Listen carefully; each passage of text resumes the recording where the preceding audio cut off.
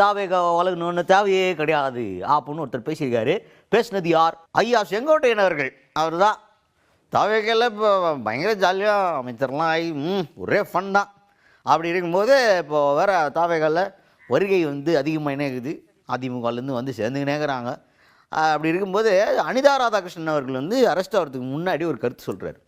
என்னை தாவேகாவில் சேர சொல்லி வற்புறுத்தினாங்க, அதனால தான் அப்புறம் நான் முடியாதுன்னு அரெஸ்ட் பண்ணிவிட்டாங்க அப்படின்ற மாதிரி டென்ஷனாக பேசிட்டு போனார்.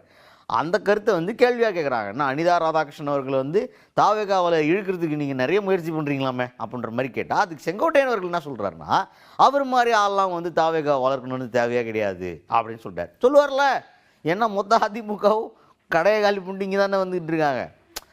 அதெல்லாம் நம்ம பின்னால் பார்ப்போம். அந்த மாதிரி சம்பவம் நடந்துக்கிட்டு இருக்கும்போது இவங்களுக்கு எது வெளிலேருந்து திமுகலாம், எங்களுக்கு திமுகலாம் வேணாங்க, எங்களுக்கு அதிமுக போதும், அந்த மாதிரி தான் இப்போது போயினுக்குது பிளான். தாவேகா வந்து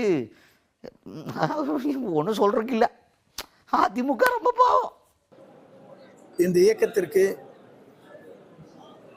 அனிதா ராதாகிருஷ்ணனை போன்றவர்கள் வருகிறதுதான் இந்த இயக்கத்தை ஆட்சியை காப்பாற்ற வேண்டிய சூழ்நிலைகள் இன்றைக்கு இல்லை. அவர் அவதூறாக பேசினார் என்பதற்காக உயர்நீதிமன்றத்தில் அவர் முன்ஜாமீன் கேட்டிருந்தால் அது வழங்கப்படவில்லை. அதற்கு பிறகு அவரை அழைத்து சென்று வழக்கில் பதிவு செய்ததற்கு பிறகு எதை வேண்டுமானாலும் ஒரு கருத்துக்கள் சொல்கிறார்.